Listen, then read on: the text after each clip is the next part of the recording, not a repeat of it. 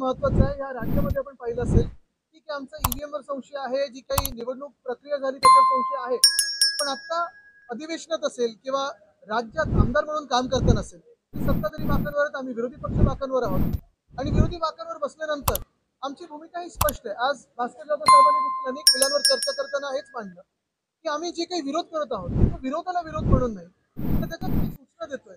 त्या जर काही ऐकून घेतल्या त्याच्यावर मंत्र्यांकडून उत्तर आलं. आज एक चांगलं उदाहरण आपल्याला पाहायला मिळालं. भास्कर जाधव साहेबांनी विषय मांडला आणि त्याच्यावर मुख्यमंत्री महोदयांनी लगेच ते बिल स्थगित केलं. असं जर वातावरण असेल तर मला वाटतं ह्या महाराष्ट्रात एकत्र काम करणं, राज्याची सेवा करणं, जनतेची सेवा करणं हे शक्य होऊ शकते. कुठेही कटुता न मनात आणता, कुठेही शत्रुता न मनात आणता मला वाटतं महाराष्ट्राची आपण सेवा करतोय. आम्ही जनतेतून निवडून आलेलो आहे आणि हा विचार करत असताना आम्हाला सगळ्यांनाच महाराष्ट्राची सेवा एकत्र करण्याची संधी आहे.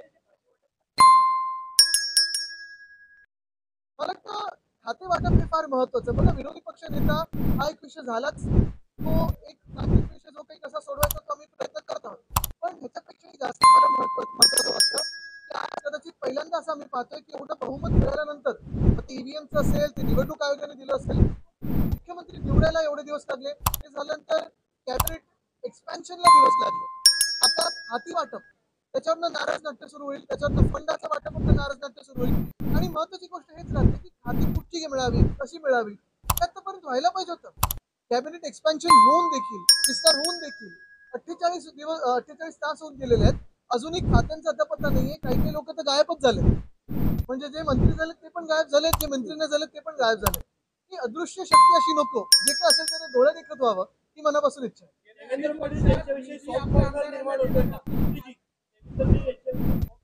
बघा, तुम्हाला हे सांगतो, आधी देखील असेल किंवा आता पण असेल, ते जेव्हा विरोधात होते आम्ही सत्तेत होतो, नंतर ते सत्तेत बसले, आम्ही विरोधात बसलो, आता तर विरोधातच बसलो. सॉफ्ट कॉर्नर, हार्ड कॉर्नर असं काही नसतं.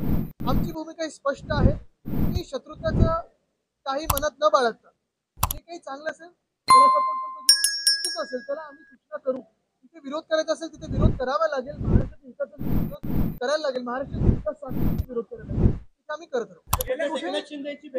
कुठेही हार्ड कॉर्नर, सॉफ्ट कॉर्नर नाही. भूमिका स्पष्ट आहे की आम्ही मॅच्युअरली काम करू, मॅच्युरिटी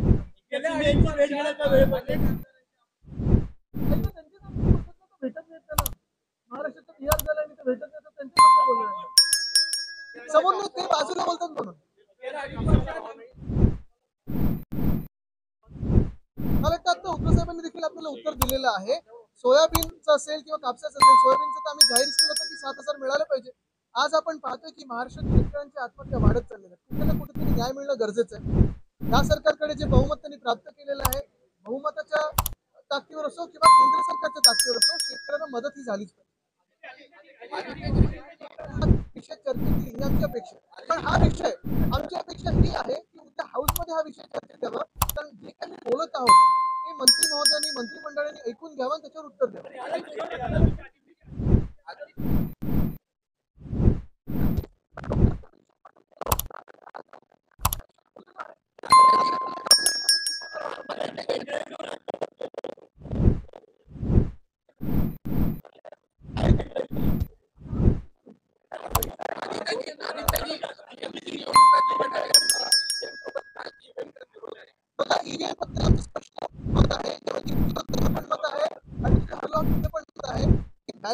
निवडणुका झाल्या पाहिजे.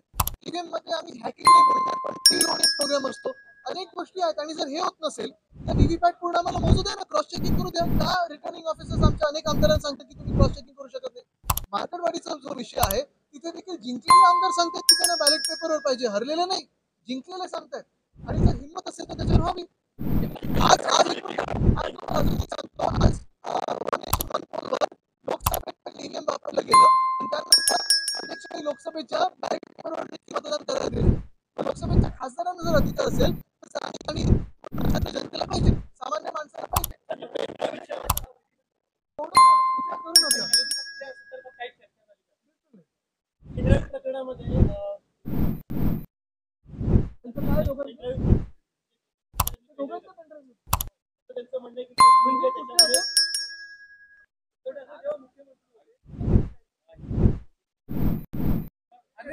अनेक आमदार नाराज आहेत.